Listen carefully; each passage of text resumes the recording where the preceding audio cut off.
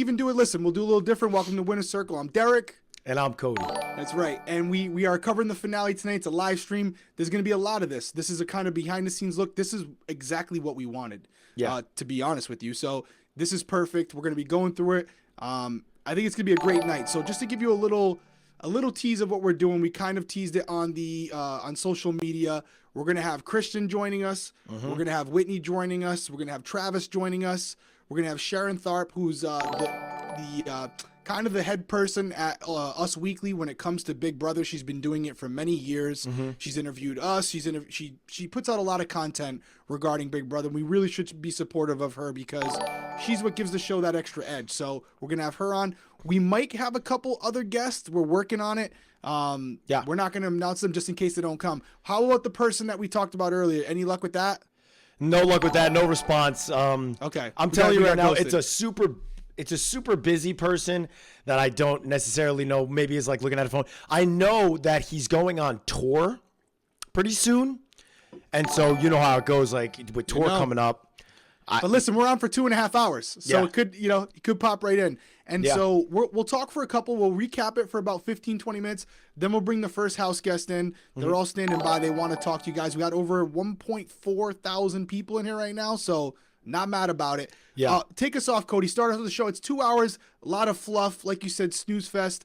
We can answer questions tonight. We can have you guys weigh in. But how do you want to start off as far as the recap of tonight's episode about what we start with competitions? It started off. Well, you know what? You take us into the recap. I got to mute some things on my end. I got to mute some things on my end. So you take us through the recap while I do that. So we start. We had part 2. Obviously, we know Azah won part 2. Xavier had won part 1. And so going into it, we know that it's going to be an Azah versus Xavier part 3. There was a lot of recap tonight about Derrick F. and his relationship with Azah, and Derrick F. almost, could have cost himself an opportunity to win the game. And the reason I say that is because he literally had Azah in his back pocket as far as if she had won, she was going to take him. And he basically insulted her. He basically belittled her game. Regardless of what game he played, let's take that out of the equation for a second. He belittled her game, basically said she was carried there, and his reasoning for wanting to take Xavier was he just felt like the best player should be there. So it's because of his own doing, she started thinking about things, and she's like, not only is he disrespectful to me in the way he talked to me, but he does make a valid point where if I can't win, I want the best person left to win. And, I don't think it's going out on a limb here saying the best person left in that house was Xavier. So she actually goes to Derrick F., gives him a taste of his own medicine and says, hey, listen, buddy, actually, you make a great point. You did insult me, but you said no offense. You were just spitting facts. I'm going to spit some facts to you. If I win, I'm going to take Xavier as well. Derrick F. was like, what's going on? Wait, that's not how this works. Man, I thought I was allowed to say whatever I want to you, and you just kind of take it and don't really respond any other way to me. I thought, I got to be honest with you, I was loving Azah this entire episode. I loved her response to Julie. And it made me just have such a resounding respect for her because through all of it, she still kept it classy. She still kind of was, she was true to who she is. And a lot of people, obviously I put out a tweet, right? I put out a tweet and was like, hey, I have so much respect for Azah. And obviously I got some people saying, oh yeah, because she's doing what you're doing, you idiot. Ha ha ha. But the underlying feeling for me was she just had a bigger respect for the game and for the winner. And I love that she had that, and it was so true to who she was throughout the entire game. But again, I will say this, with all the respect in the world that I have for Azah, it just showed that she kind of was here less to play the game of Big Brother and more so to just kind of have the experience. Because you go to win, right?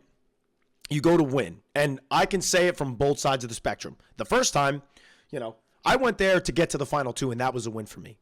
But the last time, it was, I'm going to win by any means necessary. And so we saw that with Azah. But again, I love Azah. I have a lot of respect for Azah. I had a lot more respect for her when she said, I respected Xavier's, because if she came out and was like, you know what, I would have stuck to Derrick F. and I would have taken Derrick F because of my friendship, I would have been like, girl, he was just crushing you.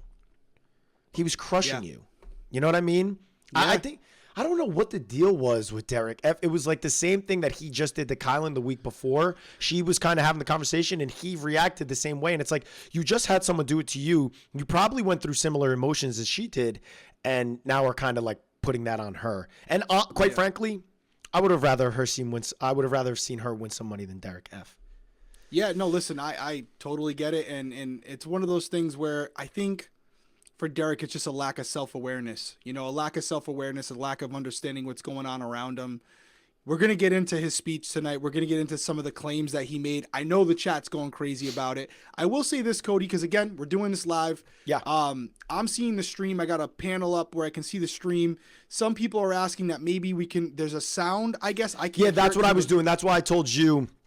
I told you to take it off. So I was in muting the alert box. So now I'm seeing the alerts. You're seeing the alerts come up. So the people that just subscribed. We're gonna call people out for that because we want, we're trying to grow the winner's circle. We're trying to grow the channel. That's why we're doing this. So if we haven't already said it, yes, we're gonna turn off notifications so you're not getting buzzed in your ear. But we would appreciate you if you guys subscribe to the channel, turn your notifications on because we're doing Survivor. We're going to do Celebrity Big Brother. We're going to also be covering just kind of pop culture, social issues. We're going to be covering it all. Cody and I talk on the reg, and we're just going to record it now. And, we're going to see what your guys' feedback is. We're building a community. We're having a lot of fun doing it. So we're just going to keep ramping it up, and we would love if you were part of it. So the best way to do that is, again, subscribe, turn your notifications on. Yeah, notifications being on is the biggest thing, because I was saying it to Chrissy. I was like, we were testing stuff out earlier. We had a lot of people jump in earlier, and Chrissy was like, I didn't see that you guys went live. And I was like, well, tell me if your notifications are on. I said it to her as I was running out the door, and she was like, my notifications aren't on. That's why I wasn't going live. But some people that are coming in, I do want to make sure we're reading the people that are coming in. Thank you so much for $4.99. Mickey Joe, y'all are my favorite duo ever. Much respect to Cody for taking Enzo to the end. Do you feel like loyalty or game is the most important in the end? I'm going to let you hit this one. And by the way, we just got Karen just got a big one. Thank you so much, Karen. We really appreciate it. We're going to keep you updated all season long for sure. We're going to keep it going. But Cody, I'm going to let you answer that question because I think you're more suited to answer it than I am because of your past. Do I feel like loyalty or game? So it's kind of like a double-edged sword for me because loyalty was so important to me the first time. But the game is ultimately the most important thing. Thank you. What are you doing if you're not going there for the game and for the money? Because let me tell you this. And Derrick obviously can attest to this because we've both won the game. We both have won the game. That money it makes a huge impact on your life. It's a huge impact on your life. Whether it's, it doesn't matter what phase of your life you're in, what age you are, that money makes a huge impact on the life that you will get to live after making that kind of money in an instant. And not in an instant, you're spending 3 months in the house, right? But you come out and you are walking away with that money sets you in a position in your life that there's not much you can do unless you're already making millions and millions of dollars, where $500,000 is kind of what you're doing in your trades in a day, which is like the 0.01% of people in this world. That money is so important that the game has to come first. And if the game is coming first, you kind of are playing with a different mindset, right? You're playing with a different mindset if you're playing with the game first and loyalty or relationships or emotions second. And so that's what I'll say to that. And I've been on both sides of it. Now, what I also will say is I'll never, ever go back and change my decision on 16. Thank you. So I think I hit both, but what do you think? I mean, I can't say much because I've said it in the past. Like, people always said, like, if the roles were reversed, would I have taken you? And I'll be completely transparent like I've always been. If I thought that I still had a chance at winning because I played a good game and I was going to take you 100%. And in that particular situation, I felt like I had a very good chance at winning and I could honor our deal. So there was no doubt. I've sworn my kids, I've done it all. Yeah. I was going to take you. And so that's what I've always said. Not a lot of people believe it, but it's the truth. Thank you again to Megs. Now, that said, if I was in a position where I 100% knew that by taking you, there was zero chance of me winning. I know with you, you were like on the fence, you were counting the votes, but I think it's fair to say that you thought maybe there's a shot. I don't know exactly. I know I'm on an uphill battle here, but did you know 100% like there was no shot of you winning? You can be honest. How can you know 100%? But I looked at the votes, and obviously I looked at the votes, and the ones that I thought I had were Zach, Donnie, and Christine. And so I'm like, okay. Christine, obviously, Donnie, who had told me multiple times, I'm voting for you. It doesn't matter who you're sitting against. I'm voting for you. He told me from the beginning of the season. And Zach was like my boy. I was super tight with him on a personal level. We were up late and all that stuff. And so I was like, I think those are votes. So that's 3. You need 5. So obviously I didn't count myself completely out, but I was going through a lot of the other ones. I was like, oh, I don't know. Like I genuinely thought that Hayden was going to vote with Nicole no matter what. And I thought Nicole was going to you. And so I didn't think, obviously, I was like completely out, but I knew it was going to be very tough. And so that's why for me in that first time, it wasn't about the game. It was more about the loyalty, you know? And so you see the difference of the two. You see the difference of the two. Fair enough. So I hope that answers your question. So back into because we want to get through this. We got house guests. I'm texting them as we're talking. I'm emailing them the link to come in the room. So we want to get to them. We're sure you didn't come here to hear about Big Brother 16, but we obviously wanted to answer that question. So Azah wins part 2. They have the little tiff between Derrick F and Azah. Right. Xavier's loving this, right? She tells him, "I'm gonna take you if I win." He's like, the "Sweet." smile. Yeah. Yep. He's like, "Perfect." You know, no problem there. So I think we're ready to go right into the final 3 competitions. Let's go right into it because they went pretty quick through it too, which I loved. They did. Well, they knew they had a lot to cover after. We'll get to. Don't let me forget Jacob's question when we get into this. Jacob, yeah, thank you so much for the donation, Jacob, and we will definitely hit on that question. We got you, brother. We got you, brother. So, Azah and Xavier go head to head, and it ends up being 7-8. And I got to tell you, I'll be the first to admit it. I thought it was going to be an absolute slaughter. Oh, totally. Hats off to Azah. She crushed it. That's a really tough competition when you're under pressure, and you know it could be a $750,000 competition. And hats off to Xavier, too, for going out there and doing what Cody did and basically not leaving any room to beat him. And it was I kind of knew as soon as she got the first one wrong, I knew it was over because Xavier was like literally picking the cards out before they even finished. The guy's a stud. He knew this. He was one of the best players this season.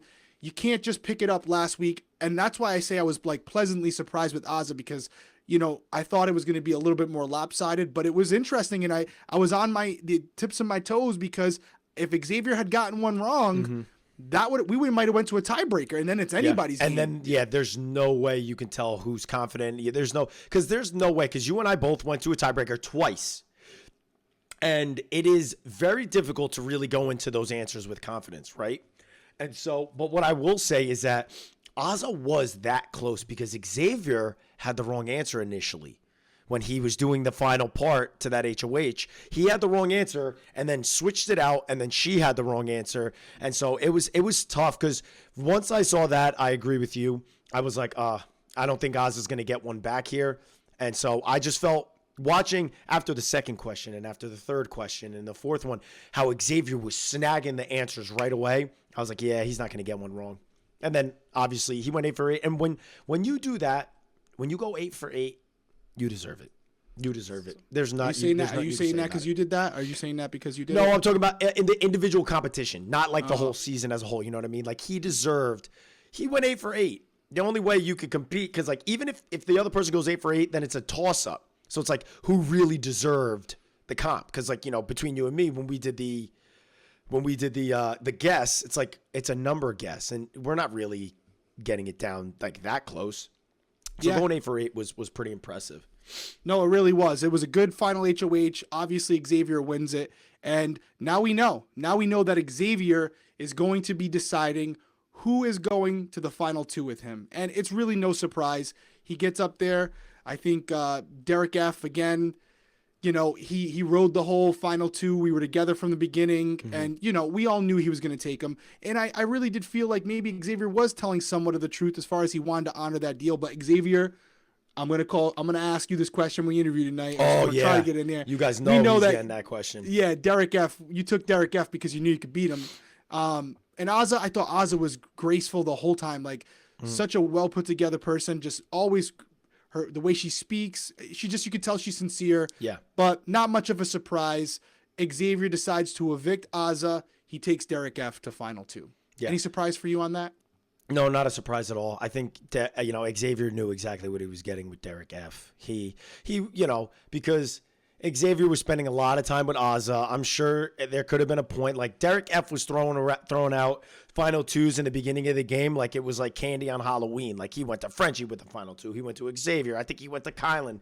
He was going to a ton of people with final 2s. He probably threw one at Brittany also. Him and Aza had one going to the end. Like Derrick F was just throwing them out. And if Xavier really knew, which I do think Xavier did, he knew Derrick F was probably doing that to multiple people. So he could have easily went the other route of, hey, man, I know you're kind of tossing out final 2s to everybody, so I'm going to go with Aza. But he stuck with it because he knew. He knew exactly what he was going to get, and that was a 9-0 unanimous vote for Xavier. So well done. Kudos to him. 9-0. Thank you for doing it the season right after me. I appreciate it. And don't even give me like one season to just kind of carry that through. Thank you for showing me up like the season after. Not only did you take the most winnings, you took the 9-0 from me too. It's just, you just took it all, Xavier. He took my record tonight too, by the way. Which was what? I had the most winnings of any Big Brother player, 575. Even players who played twice smoked me, gone. Yeah. Thanks, Xavier. Appreciate it. I want to hit Jacob's question. Yeah. And then we have Christian on standby. Christian, obviously you guys all know Christian. Yep. He was featured a lot on the show tonight. So what we're going to do is answer this question. You're going to see a quick break come up because we got to bring Christian into the room, and then we're going to be right back in probably a couple minutes. But we're going to take questions. We're going to ask Christian some questions. We're going to have you guys ask him some questions. We'll take some from the room. But let's get to Jacob's first. So He says, much love to you both. Do you think the cookout will change how the game looks in the future, whether from a casting standpoint or how players think? Okay, I said this the other day. I could say it again.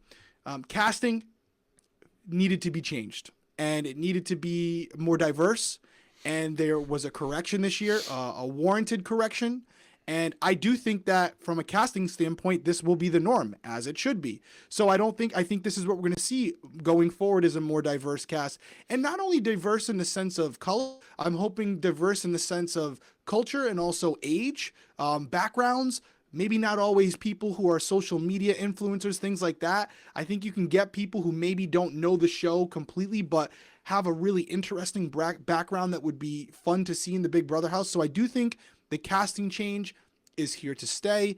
As far as the future of how, gameplay is concerned, how players think, what do you think about that?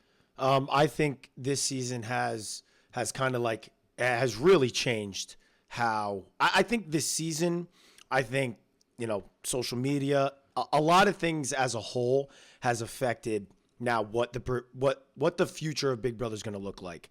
And the reason why I say that is because although what the cookout did is historic and was an incredible feat, and also like take everything out of it, it's a very difficult thing to do to start the game with 6 people and end the game with those same 6 people never turning on each other. That has never been done before.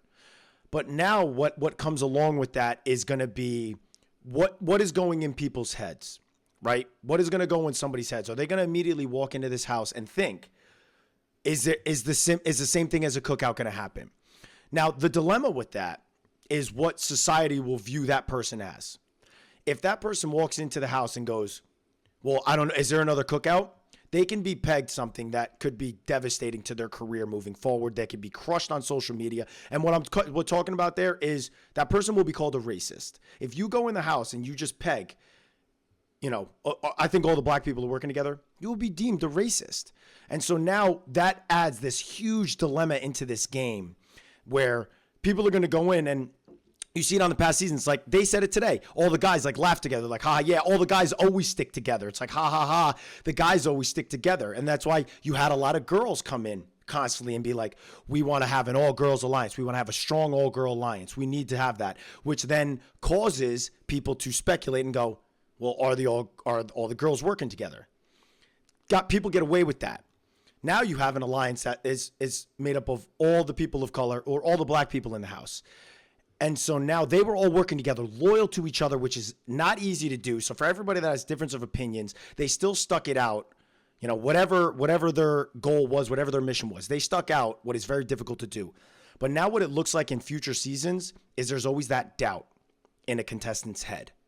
And so what I hope happens is if that doubt is in contestants' heads, they're not crucified on the outside of the house for thinking something that was now just shown on a season. And don't give me the whole, well, oh, it happened once, so now it allows them to do it. That's how Big Brother works. If something happens on a season, that's how future seasons play off of each other. You know, you see some people go in and try to, you know, create gameplay off of past greats. Like people go in and go, I want to play like Derrick Levasseur. People go in and say, you know, I want to do what the Cookout did. And so now when people mention the Cookout, you can't help but notice what the Cookout was, what their mission was, and think, our future house guests going to do that? And so I think it's definitely going to change. But then you have people that are going to go in and think, oh, well, I maybe I shouldn't say it because if I'm wrong, I could be called a racist. So it's definitely going to put a huge wrench in this game moving forward. That's what I think. It's not even just being called a racist or whatever. I just think the attention to what society is viewing, how society is viewing, how America is viewing you because of the power of social media, it's an overall influence on the game regardless, whether you're going to call out someone, not. I think that's why the game is getting less dramatic, although we did have a moment with Kyle and Xavier this year, and it's more so people are thinking about brand deals, social media, right? What the opportunities are out there afterwards. So can I say one thing really quickly, because I'm seeing some stuff in the chat, and everybody constantly has this statement and go, weren't you in an all-white alliance, Cody? There was an all-white alliance that I was in, not based off of only us being white, and there was also an alliance that I was in with Davon and Bailey, which was something that I was very true to and something that I was not going to target myself. So other people outside of my multiple alliances that I had were targeting people within the other alliances I had. And that's what Big Brother is all about. So for everybody that says, oh, Cody, you were in an all-white alliance last year, that's null and void. I didn't walk into that alliance saying, I'm going to strictly be in this alliance because I want to see all white people in this. I was very tight with Bailey. I wanted to work with Bailey to the end. Davon, Bailey, Enzo, and I. You guys had a relationship with Bailey before the show, right? So that is that's a really. It doesn't really hold any weight to me. And to be honest, you need to reflect on yourself a little bit to just kind of go tit for tat with that, because it's really not. It doesn't really hold the same weight. But I do understand where it comes from, because it comes from a place where people were very frustrated with what Derrick said, how it was a correction, that there was never a black winner, which in my opinion is shocking. It's bizarre, right? You look at that and you're like, how has that not happened? So I understand where it comes from on both sides, guys, but it shouldn't be tit for tat, because we didn't go into it like that. So I don't like when people really use that towards me. But I wanted to say that because it's been something that's been said a lot on Twitter, and now it's a chance for me to really answer that. So now I'll let you continue. I'm sorry about that. Yeah. I got Chris. No. Listen, man, it's your. That's something that only you can address and the people in that group can address. I'm gonna rapid fire a couple of the questions for people that are supporting the channel. We're seeing you. I actually was screenshotting them with my phone, so I didn't lose them. So I'm gonna hit the first one that came in, and then we're gonna get Christian on. So the first one was from Lyric Wolf. He said, "I've loved listening to the podcast every week. Thank you for the support, and I love how insightful you guys are in your analysis each week. So thank you." Hoping for some possible analysis on previous players' games. I've seen that a lot. You know, it's going to be tough because we want to keep doing new content, but I do think there's an opportunity where we can go back and maybe watch a season, maybe do like a side thing where we watch a season together with the people on here, and we kind of a season that maybe we haven't watched and we analyze certain players. So maybe down for that. Does that sound good? Yeah, let's do it. Okay. The next one was a good question, and it's actually an easy answer. I want to hit it quick. This one was from Zachary. Yeah. Zachary says, I know the game just ended, but Derrick, how do you compare your game with Xavier's, especially strategically? You know, I think it's similar in a lot of ways. I do. I think he played a low-key game, wasn't the most exciting. He was surgical, right? He went in there. He knew what he had to do. He made moves when he needed to, and when he didn't, he sat back and watched the show. And that's kind of what I did. It's not always the most fascinating thing, and I think that's why a lot of people maybe didn't want to see him win, kind of like on my season. Yeah. But overall, I do think there's definitely some comparisons there. He had a different element. Every season is different. They had a little bit of, different twist when having to work as teams. He also was trying to make sure that the cookout got to the final six. So different variables there, but I do see similarities. And we're gonna, talk to Xavier tonight. So I'm interested Yeah. to hear what he had to say. There was one more, right? Go ahead, hit it if you want. No. I was just saying about, Xavier. I'm excited to see how Xavier feels. I'm excited to see how, we get to talk to America's favorite tonight. I'm very excited to see what Tiffany has to say. Because we're going to get to talk to her tonight, guys, so get your questions ready. Yeah, if you guys have listened to the Winner Circle, our podcast and our episodes, you'll know that I felt the Cookout had a great cause, and they all put this cause before their own game. And I knew it was going to be at the expense of one of two players. It was either going to be Xavier or it was going to be Tiffany. And unfortunately, it was Tiffany. And Tiffany, rightfully so, is viewed as one of the best players, not only of this season. She, in my opinion, is one of the better, if not one of the best players that has played this game. Strategy-wise, she did good in competition. She was an excellent Big Brother player. And so, for me, I'm excited to see how Tiffany feels about the whole, Tiffany did. I mean, I know we understand the bigger cause and all that, but do you feel like it was at your expense and that you were the one that could have been sitting in the final two chairs if it wasn't for the Cookout? Because Tiffany could have been there in the final two without the Cookout. Yeah, and I will say, because people are saying in the chat, and it's true, I said it in the Us Weekly interview I just did, Xavier was a great player, but in my opinion, the better strategist was Tiffany. So people are saying, Tiffany carried Xavier. I don't know if I'd go to that extent, but I know a lot of people feel that way. Not for me personally, but I didn't watch a lot of feeds. Yeah. But I do think overall, Tiffany was the head of the snake as far as strategy was concerned, both, conducting operations within the Cookout and then the duo strategy as well. So, and I said it right in the article. I thought she was a better strategist. One more, and then we'll get Christian. Yeah. Hey, Derrick and Cody. This is from Anthony. Hey, Derrick and Cody. Asking you two questions is part of my ops plan. As part of the ops plan, how do you get the jury to respect getting them out of the game instead of being bitter? Are goodbye messages too risky in case of a battle back? I'll let you answer that, and then we'll get Christian. I think the best way, there's two people that did this incredibly. Derrick did it incredibly, and now I feel like Xavier did it incredible as well. And listen to what was said about Xavier at the jury roundtable. He always made people feel like he made everybody feel good. And it could be understandable. It's understandable when you play the game and you have to do things like cut somebody for the game. But if you make them feel good, that'll carry weight in the jury house. I didn't do that great. So you can talk about that, Derrick, because you did it better than anybody else has done it. Your jury management was one of the best. And that going back in the second time, I was like, I need jury management similar to Derrick's. Yeah, I knew... Go ahead. But I knew, so I used the DRs and the goodbye messages, and I'll say it really quickly. It's because I kind of knew it was kind of like it was a very educated guess of, we're in a pandemic right now. I don't think anybody leaves this house and comes back. So I chose to use the goodbye messages, which isn't always the greatest thing because of that risk of a buyback. Yeah, no, I think, guys, if you're going to be future house guests, it's not what you do, it's how you make them feel. And the way you make them feel, all you can do is play the best game, play an ethical game to the best of your ability. Don't make it personal. Play Big Brother the way it's meant to be played. And ultimately, if the jury members respect the game of Big Brother, they're going to vote for the best player. We saw Kylan do it tonight, right? We know deep down he's not happy with Xavier right now. Xavier did play Big Brother, but he stabbed him in the back. And Xavier still voted for the best player. So all you can do is play the best game, the cleanest game you can, and hope that the jury members honor and respect Big Brother. So, Cody, you're going to have to set this up for I'm on the phone with Christian right now. I'm like, guys, listen, hey, everybody in here, I just want to say this is absolutely insane. Nothing of what we thought.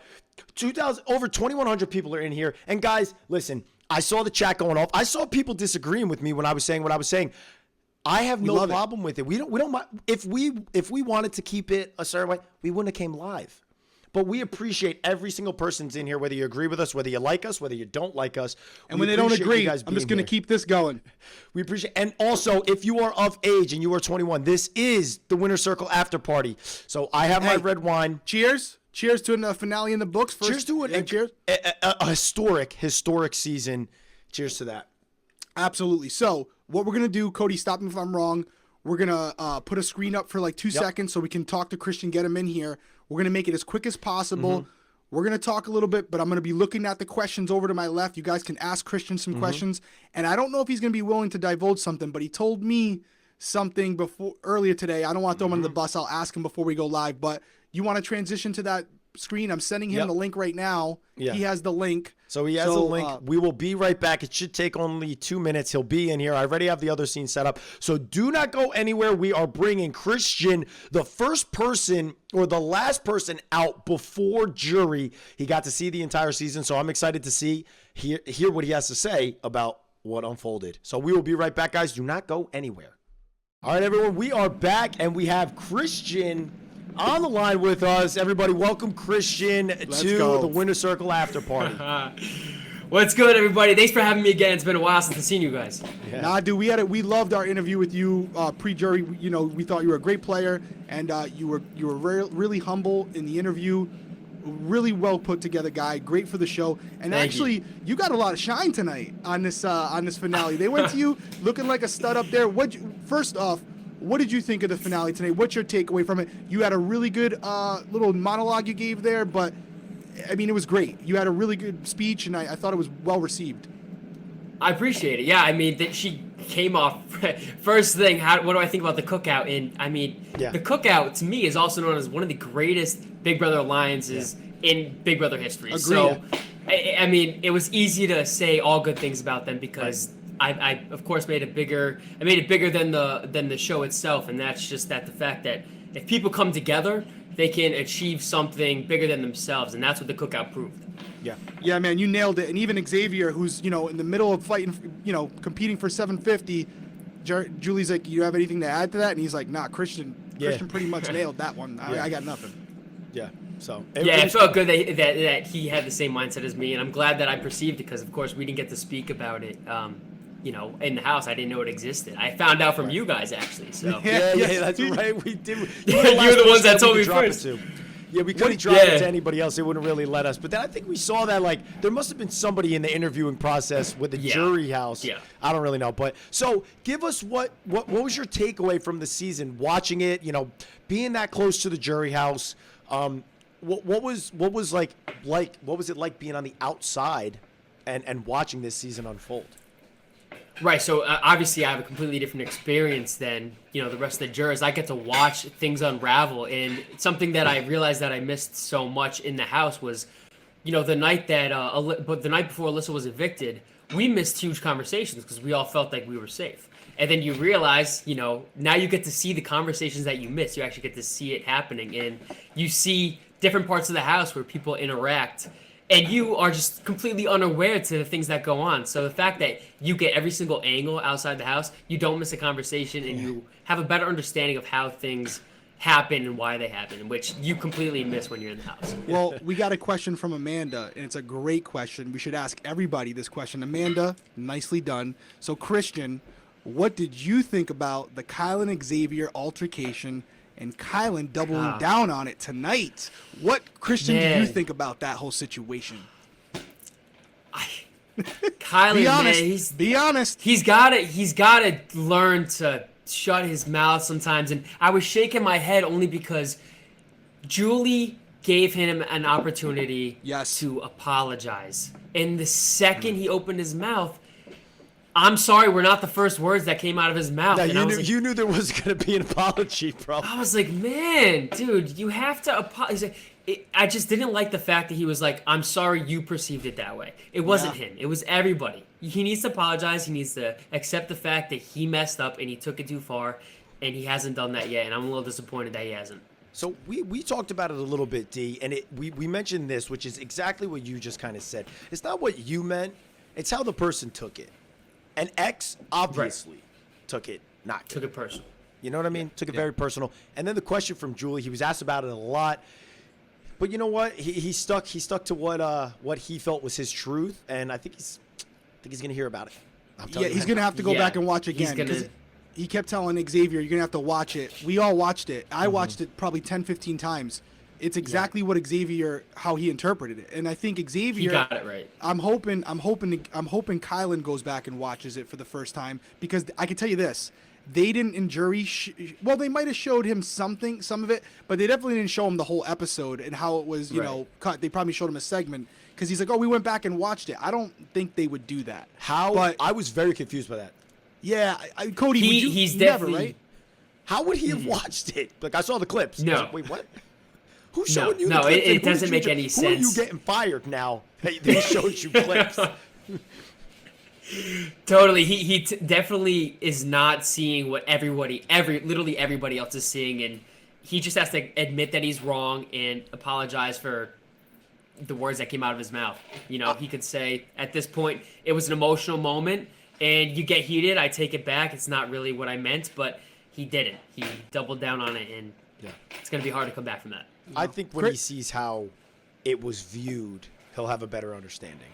Yeah, I hope so. I hope. He's got it. I hope so. Christian, I want to give you the floor here because we talked earlier, and I think everyone saw you tonight, and they're assuming that you're at home watching from your computer like everybody else. But that's not the case now, is it, Christian? Where are you, Christian? I am at a house, but it's not my house. Well played. I am in my friend's house in LA, so I'm the only pre-juror member that flew out to LA that is going to stay up all night until I get a phone call from one of the house guests that I texted every single one, blowing up their phone. I'm waiting for a message from someone to see where I can meet someone because, of course, I want to meet with everyone tonight. In particular, Alyssa. I need to see her tonight. It's been you said 5 weeks since I've seen her. Yes, in particular, very special someone, Alyssa.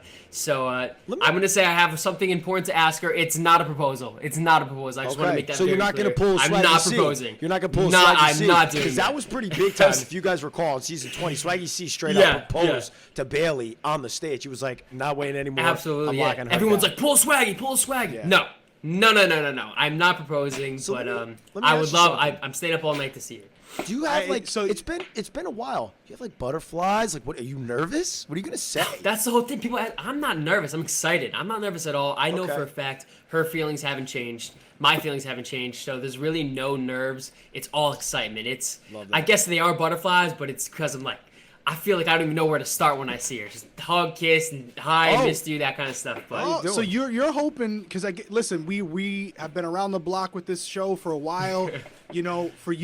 For you, and it does seem like it is for Alyssa as well. She did a little cool jury house segment where she was like kissing your picture. Yeah. But so it seems like it's mutual. But you are saying, I mean, now that you've had some time to collect your thoughts and you were home, you processed the season, you would like to see something pursue something with Alyssa.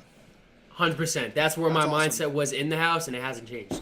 Dude, we got a lot of Big Brother babies. We got a lot of Big Brother marriages. So a lot of Big Brother relationships that actually stick. Absolutely. Shout out to Big Brother for actually working and being not purposeful, but it's a dating show. That's why it's so successful because it's not purposeful. Yeah, I feel you. Because when I was saying it, that's how I felt.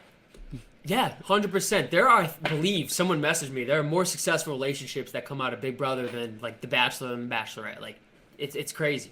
For sure. Well, The circumstance you're living under is insane. So why you can't replicate that? Go ahead, Cody. No, what were you gonna say? I was going to say, we see it all the time because, even Cody and I's relationship, you form bonds and friendships in there, and people are like, how do you do that in such a short period of time? Well, when you consider the amount of hours you spend with that person, it's equivalent to knowing them for like a year or two. It's that much time. Absolutely. When you date someone, you don't spend that night with them in sweatpants when you look like shit. You go home. So Nonsense. Yeah. No, but it's it's the truth. You can't replicate the circumstance. You not only don't have any distractions as far as simple stuff, like you can't even be distracted by a puppy, let alone another person that could potentially take that person away from you. So you have absolutely zero distractions. You're locked in the house, no one else to spend time with, and the bonds are just so natural and so quick, especially in a game where you're forced to trust people. Dude, we're happy for you. We're hoping the best. We're going to give you the final words. You're a part of a history-making season. I believe, Cody believes that the Cookout is the best alliance, statistically speaking. Forget what they accomplish, what they stand for. That's a whole different dimension. Yeah. I'm talking just from a game level. Yeah. They are the best alliance statistically in the history of the show. Yeah. You were part of it. We're going to give you the final thoughts. We know you're going to have a busy night tonight. You're not going to sleep. Yeah. What are your final thoughts about the season from a personal level? What do you take away from this, Christian, as far as being a member of Big Brother 23?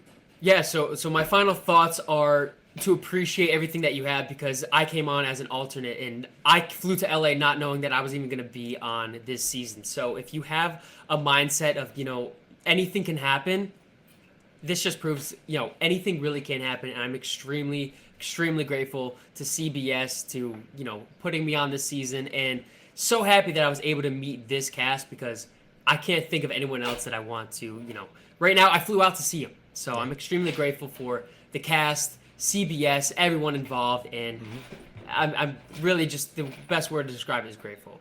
Nice. Dude, That's awesome. happy to be part of the family with your brother. Welcome to the BB alum family. Thank you. And you're a good dude. Best of luck to you. Best of luck to you and Alyssa. And I'm sure we'll talk to you soon. Thank you. Yeah. All right, brother. Take care. Yes, we will. Take care, guys. Thank you for having me. Later, brother. All right, so we are back, guys. That worked out. So now we're gonna have to tell them just exit the browser. Yeah, we'll just tell them exit the browser. It says be right back on the screen, but I think I know it's delayed. it's a little bit delayed. So what'll happen is it'll open back up, so this conversation won't be missed. So see how it right. just And I'm actually talking with Whitney right now. She's going to be up in about 5 minutes. Cool. What's your takeaway from that chat? Christian, good dude, right? Yeah, I really like Christian. I hope for the best. Honestly, I hope for the best for him, because him and Alyssa, you really do form genuine connections in the house, because you're just constantly talking to each other. You're constantly you're opening up about so much stuff that normally doesn't really happen in the first week, because the first week, we say it all the time, feels like a month, and then a month feels like 6 months. It's just crazy. It's wild. No, But it was good. I knew that he was out in LA from our conversations earlier. I didn't know if he was going to be willing to say that or not. I didn't know, but obviously he did. he did. He did. So let's go back to the episode. Yes. So we had Take us away. Xavier. We had Xavier competing with Azza, winning the final HOH, taking Derrick F.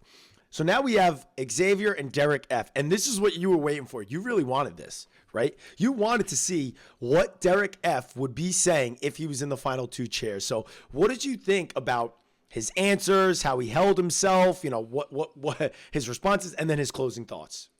I mean, this isn't to be harsh. He's clueless. He doesn't know what happened this season.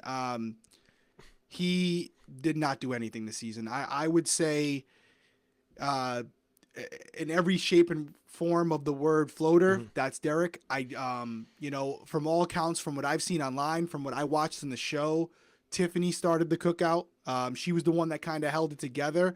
The only thing I'll give him is... Wait, so Tiffany... So that's why, because I'm so confused. When did he start the cookout, and why is he mouthing it like he's the one? Hey, chat room, I'm sure that's one of the questions you want us to ask him tonight. Should I'm we assuming that's what ask we wanna- Derrick F, when did you start the cookout, and why do you give yourself the kudos? Yeah, I'm just honored that Derrick F has now anointed me to be in the crew of the greats with him. That's Hey, Derrick, my man. Thank you. And congrats listen, to this is you. coming from a place of love. We don't have any issues with him. He's probably got a good heart. But everything he said in that speech just seemed inaccurate. And I will say this, he wasn't lying in his mind. I think he truly believes that. But I will say, even with my season with Victoria would make comments like, I'm the Batman, you're the Robin, you're lucky. If you're lucky, I'll take you to final 2. And she wasn't joking. So he definitely, God bless his soul, feels like he's a big component. Listen, he is a reason why the cookout was so successful, because he never blew it up. Yeah. But was he the leader or the captain of that ship? I think it's fair to say that he wasn't. And my biggest thing about it, right, is like, he's like, oh, I started the cookout.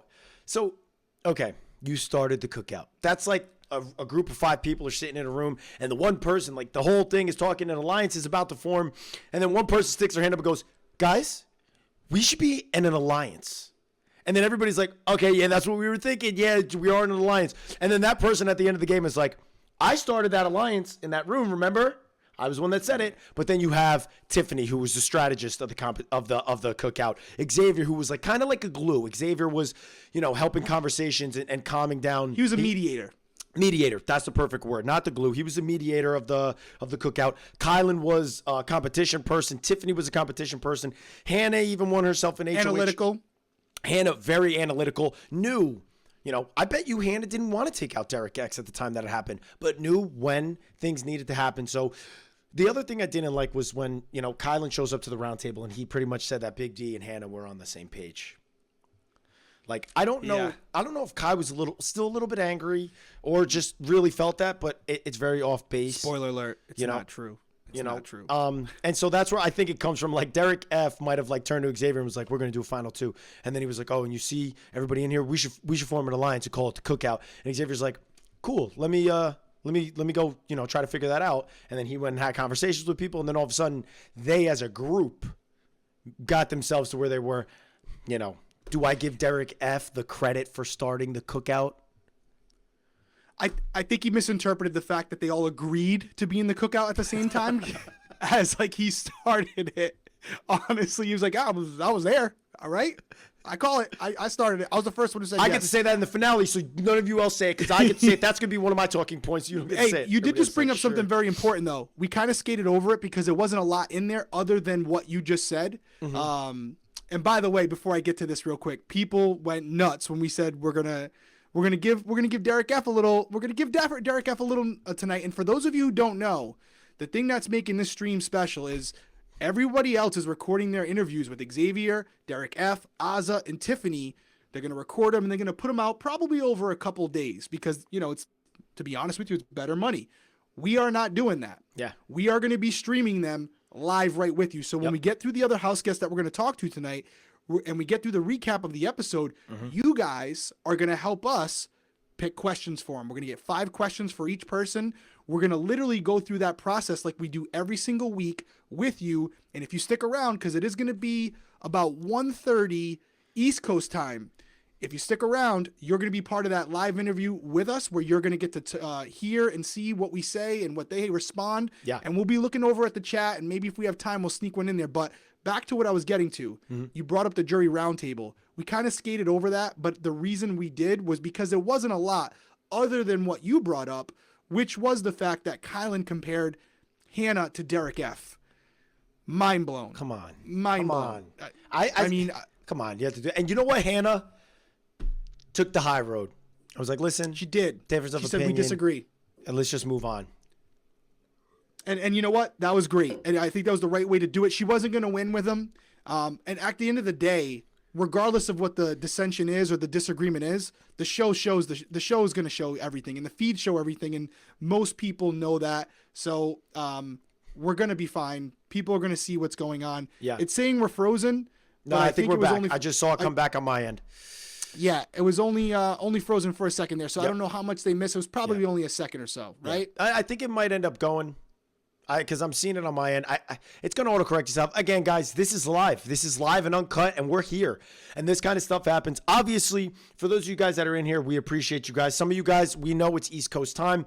Derrick and I are on the East Coast. We're going to be up, because this is what we got to do. But for those of you that are peeling out, we will be posting this on our YouTube channel on the Winner's Circle. So if you guys want to make sure you check that out, just make sure you subscribe to the channel and turn on notifications. This will be getting posted. But Derrick had this idea, and we wanted to bring it to you guys live, which wasn't done last year. We're in a different kind of day and age right now where this stuff online is kind of what's taken over. And so we appreciate you guys. Anybody that's here, if you got to peel off, we appreciate you guys for being here for the time that you did. This has been absolutely insane.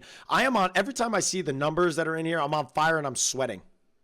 Yeah. Hey, I'm no, it's sweating. going really good. Shout out to Dorothy, by the way. Listen, Whitney's got to go somewhere, I guess to dinner in about 15 minutes. So I just sent the link to her. Let's take a quick break. Yep. We'll come right back. We're going to be with Whitney Williams. She was on the show this season. You obviously know her. You guys can ask her some questions as well. So we'll take a quick break. We'll get her on. Hopefully she's able to do this. If not, we're going to come right back and keep it going. So Yes, don't sir. go nowhere. Be right back to you with Whitney.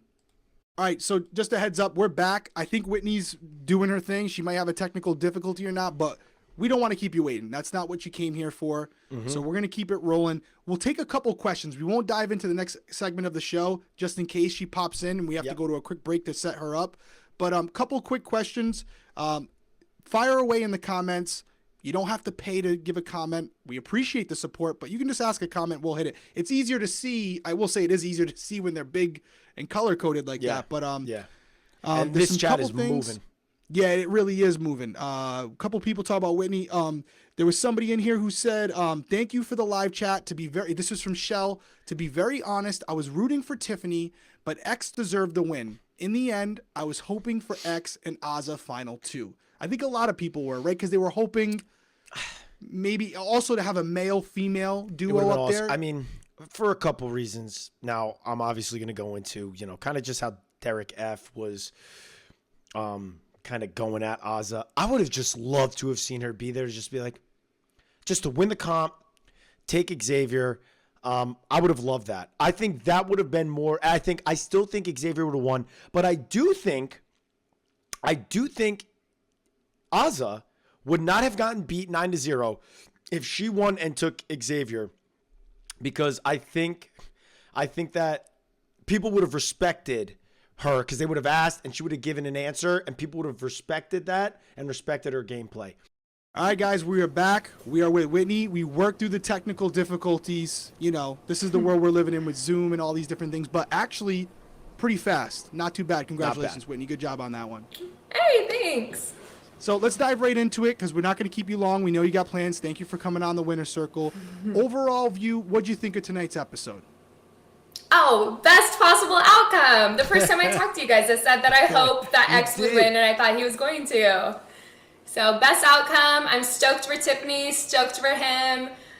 Really big positions for the cookout. So yeah, great outcome. I'm excited. Yeah. What'd you think? I don't want to forget because we asked someone else, and I think we're gonna ask everybody.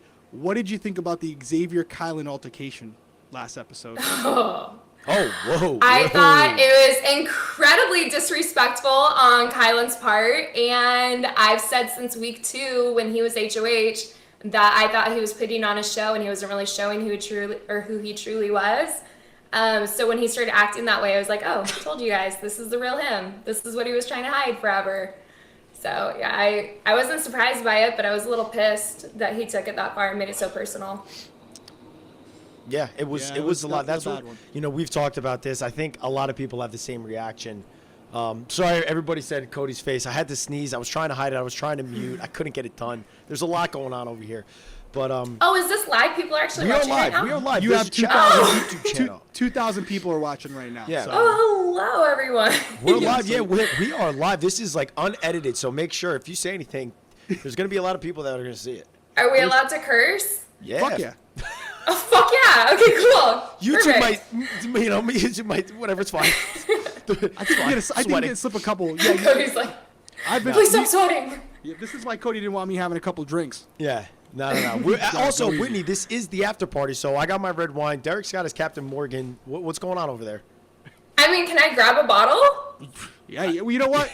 If it's going to take long, I wouldn't, because we Come don't want with to me. All right, perfect. There we go. Let's get some wine. Perfect. Yeah, so, Cody, there was a couple questions, but you want to hit her with a couple questions? I'm looking in the room to see any questions you guys have for Whitney. Let us know. We're glad to ask them. Yeah, so. Well, Whitney wasn't allowed to talk tonight, so.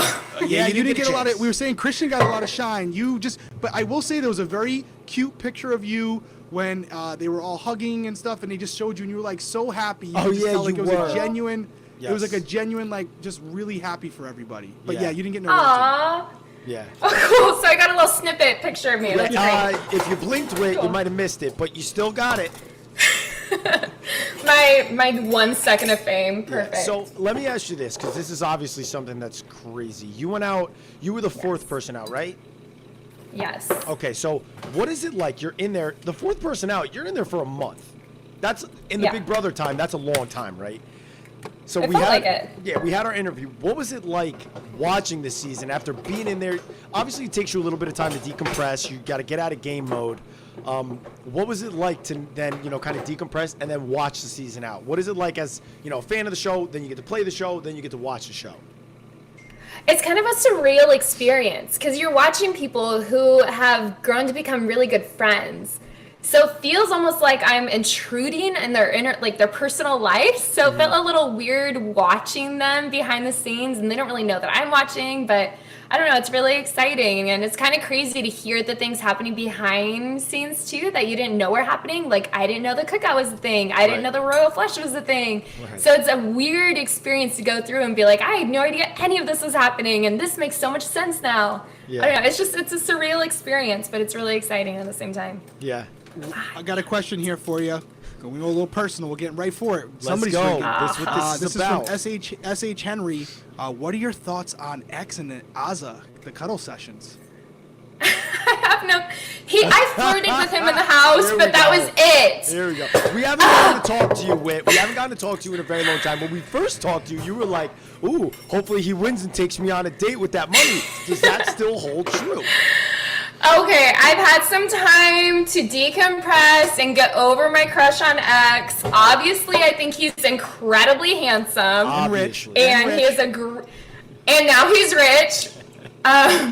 So I'm excited for him, but really, like, he was my closest friend in the house. And when I was nominated for eviction, everybody in the house avoided me except for X. He became a really close friend, and like we had a great connection. We were playful together and had fun. So like I miss his friendship, but as far as him and Azza cuddling together, I don't really care. Yeah, I mean that kind of is hard to hear. I hate that. That's one of my biggest issues with Big Brother is like somebody's on the block, they're the target that week, they're going home, and the house like ostracizes them.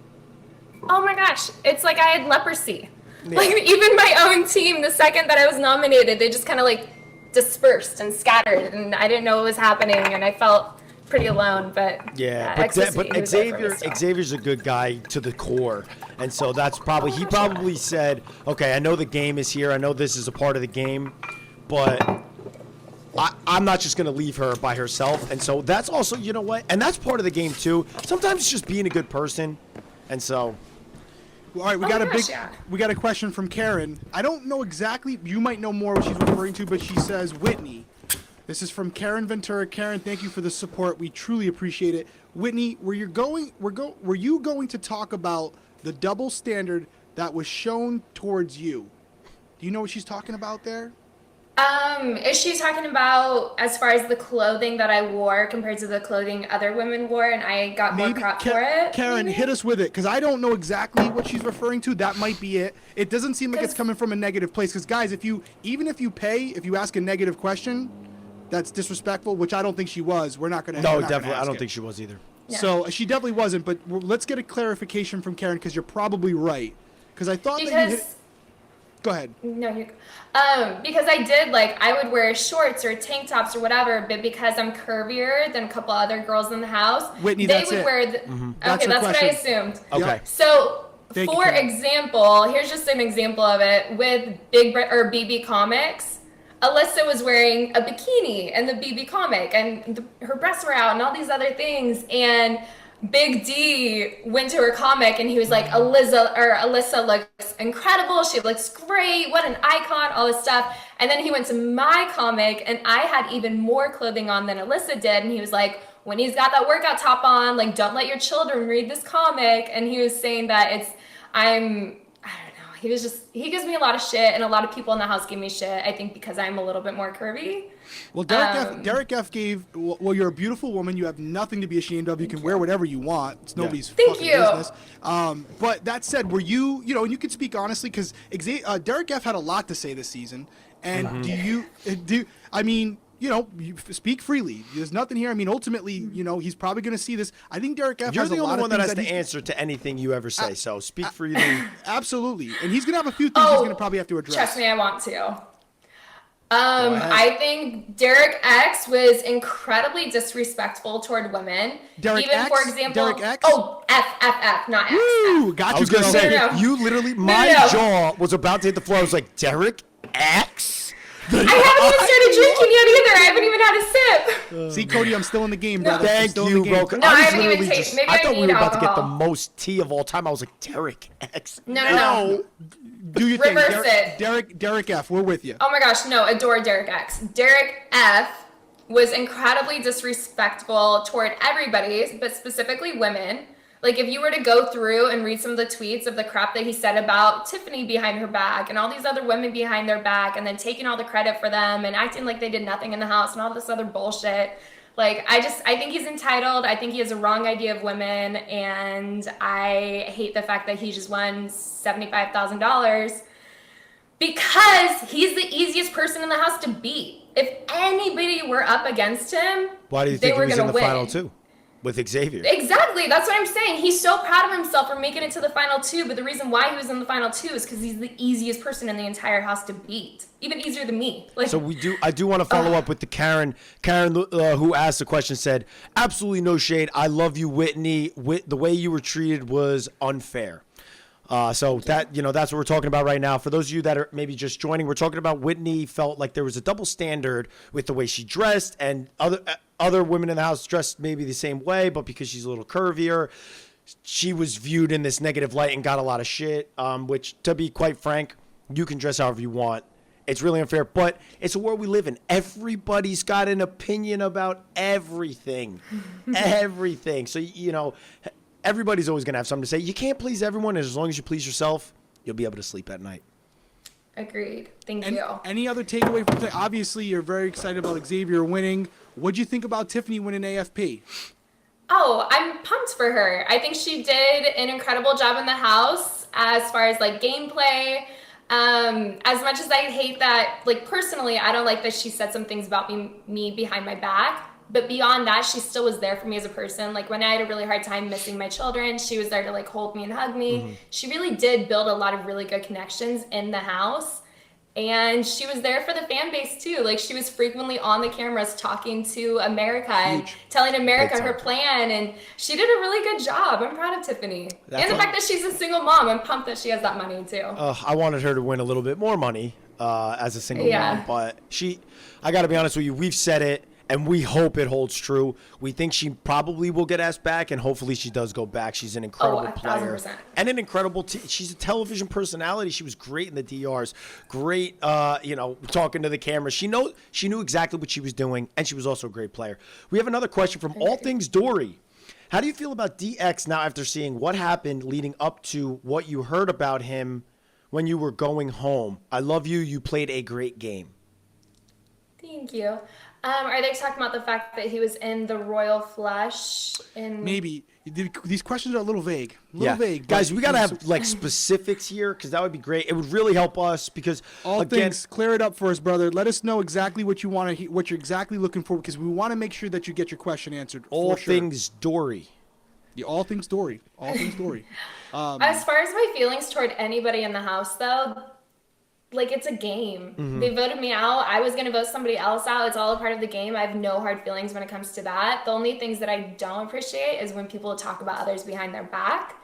That I don't enjoy and probably won't continue to have a friendship with them outside the house for those reasons. But as far as anything game-related, like DX having any sort of hand in me being evicted, I don't really care. It's all a part of being on Big Brother. It's the game. It's totally part of the game. Exactly. I love that answer. Is there anything else? Because I know that you definitely, and this is a place, like there is a lot of people watching right now. There's going to be a lot of people doing it, and you don't have to. We're not trying to put you in a position, but actually, before I get there, when Whitney overheard DX saying she won't be in the house next week, when you were, yes, there we go. Thank you all, thanks, appreciate it, brother. Oh my God, Whit, please, please. Yes, that was a crazy moment. Honestly, going back and watching, I kind of feel bad for him. Like, I freaked out on him over the slip of the tongue. And honestly, I was mostly just upset because the moment I heard it in my head, I was like, they're working against me. Like, my team is working against me. If he already knows that I'm going home, then did he help plan this? So that's why I was so frustrated and upset with him. But really, like, going back and watching, I did see how horribly he felt. And I feel bad that I made him feel that way. Yeah, he felt really bad. I remember him being in the back room. Yeah. He's like, I'm an idiot. Yeah. I felt really bad that I made him feel so bad. But my feelings were hurt because I thought he was working against me. Which he kind of was, but he also tried to help me leading up to it too, so. Yeah. Nah, it's a tough game. And you get complacent in there. You forget when, you're so used to working so many deals that sometimes you forget who's in the room. Yeah. And if they're paying attention. It happened on the season with Tiffany and Kylan. Yeah, Alyssa was laying in the bed right next to him. What happened? Tiffany and Kylan were having a conversation and Alyssa, they were talking about the cookout and everything, and Alyssa was literally laying in the bed right next to him in that middle room, the one that's like the in-between room from the back room and the side room. Oh shit. Yeah, Yeah. a little like nook. Yeah. It was very interesting. But hey, that stuff What happens did she all the time. say? Did she say anything? They were talking She about was sleeping. us, and she said like the 6 and all this stuff. But then Alyssa was passed out. I don't think she heard anything about it. Maybe she'll be asked about it afterwards. I wonder if she did and she just didn't say anything.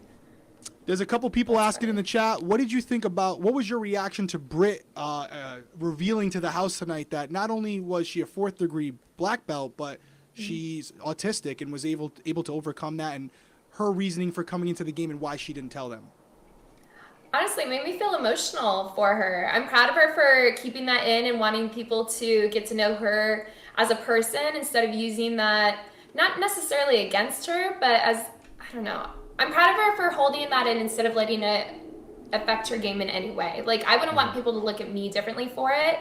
And I'm extremely proud of her for playing Big Brother with that. Like, that's a really huge thing about you to not be able to share with somebody that you're living with for 3 months. Yeah, Well totally. said.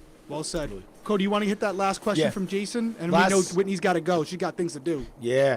Last question for I'm Whitney. late for dinner, but Whitney, if you were the happy to captain of the Aces, who would have been your picks? Now try to be a little bit. I was captain of the Aces. She All was right, the captain. Jason. What are you doing, Jason?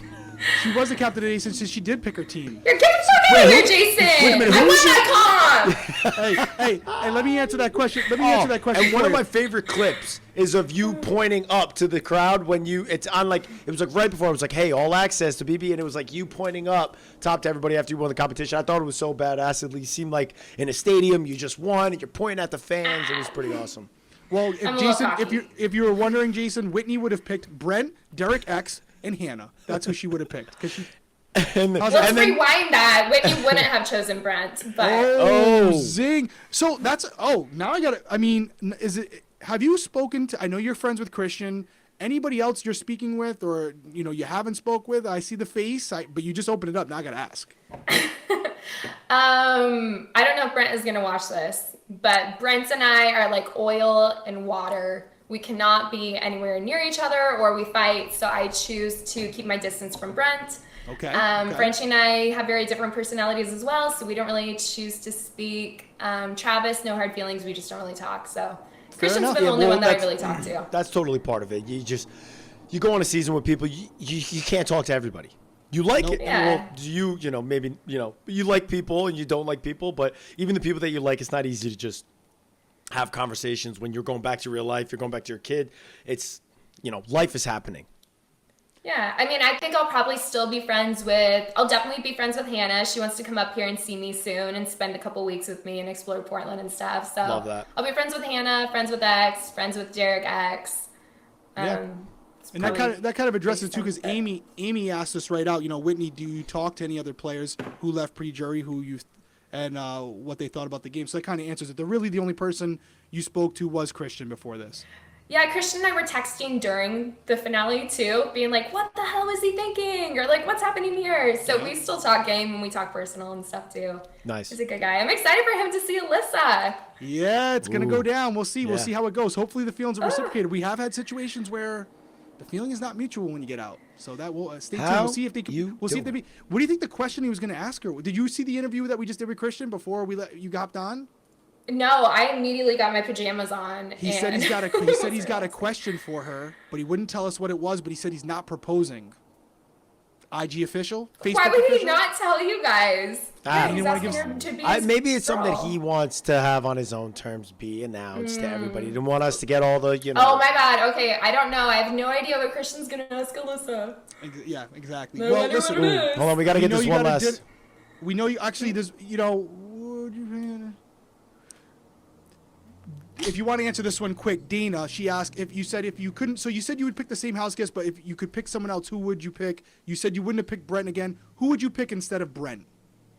Well, my only options were Brent or Travis. I would have chosen Travis. But if I could have chosen anyone, obviously Xavier. Yeah, obviously. Yes. Well, Yeah. We'll end the questions there for you, Whitney. Enjoy your dinner. Thank you for coming on the Yeah, Winner's Circle. thank you so much. I'm sure we'll be talking again. Welcome to the BB fam as always. Thank you. Have a good dinner. Congratulations on being being part of a historic season. All right, and we are back. We had Whit in here. She had to go to a dinner, but we appreciate her stopping by to our after party. A lot of energy, a lot of fun. Britt's someone that you'd go to a bar and you'd have a good time. You'd take shots. Probably she pegs me as a little bit of a tequila kind of girl. She pegs me as a little bit of a tequila kind of girl. You definitely have some fun at the bar. She's a lot of fun. She's a lot of fun. Yeah, that was like, am I good now? Yeah, she just went nuts and just shut the laptop, kept herself in here, but we figured it out. Listen, we're rolling through it, guys. We're rolling through it. Next up, we're going to have Travis, but before we do, there was a couple questions that came in that I definitely want to hit. I hope we're not missing any. Stacy, thank you. Obviously, everybody, thank you for supporting the channel. So I just want to hit these. I think there was 2 questions. So first one, can you talk about Xavier's answers and final speech? I thought it was a little unimpressive. This is from Jason Cole. You Cody, take what it do you away. think? You take it away. You want me to take it first? I thought it was nothing crazy, but I didn't think it had to be. This is where him and I are very similar. Mm-hmm. I did the same thing. I knew the jury was coming for you. I just didn't want to screw up. I thought he made some really good points as far as what he did do in the game. He was short. He was concise. He was to the point. He knew he had to win, guys. I promise you, there's not a doubt in his mind that he knew once he won that final HOH, he was winning the money. It was just a matter of getting to the finale night. Yeah, I think, I don't know what his biggest move. He said so. His biggest move was throwing an HOH competition, which was throwing a competition to have his team get targeted. I guess that's a huge move. And then what did he say his other biggest move was? Trying to remember. Like I said, it was very succinct. He was right to the point. But ultimately, to answer your question, it wasn't like a memorable speech where you're going to be like, wow, he killed it. He brought himself out of the dead there. He could have lost. He knew. He's a lawyer. You always got to kind of go against the person, with your defense or prosecution. You give the same energy to the person next to you. He didn't have to say much with Derrick F. So he kept it short and sweet. Mm-hmm. It wasn't that impressive, but it didn't have to be. And ultimately, whether your speech is impressive or not, the 750 still counts as 750 when you go to the bank. Period. End of story. And also what I will say is that I think a lot of people have a heavy, they're almost 95-5 when they enter that stage. They know 95% sure where they're voting. And I'll tell you right now, you can interview every single person. I guarantee you, if you go back 10 seasons, there's probably a very, very small group of people that said, I switched my answer because of their final speeches. All Things Dory comes in. I love you both as game players and people. Definitely an asset to why I'm applying for the show. All Things Dory, we hope the best for you. Objectively, who do you think played a stronger game had the final 2 been Tiffany and Xavier? Who do you think takes that? Who do I think takes that? Now we can play it out, right? Yeah, I think Tiffany beats him. I think Tiffany beats him. So I'm saying all around game. Brittany goes Tiff. Yep. Hannah goes Tiff. Yep. Claire goes Tiff. 3. I think Sarah Beth goes Tiff. Sarah Beth goes Tiff. Derrick X goes Tiff. And there is That's 5. And I'll tell you right now, Xavier sitting next to Tiffany, if he pulled the whatever it was, if he maybe cut him that way, Kylan goes Tiff. So that's 6. Who else is left? Derrick F goes Xavier. Oz is a tough one. Could go either way. That can make it 7-1 or 7-2 or 8. I think Tiffany probably wins it. I think Tiffany wins. Derrick X said it right when if she would have got up there and said, I started the duo alliance and all those other things. The master plan, that's what's called, right? Yeah. Master plan. I think she Thinking wins. of a master plan. I think she wins. Cody, there's 2 questions I have here. The first one's directed towards you specifically. It's from Anthony McGurn.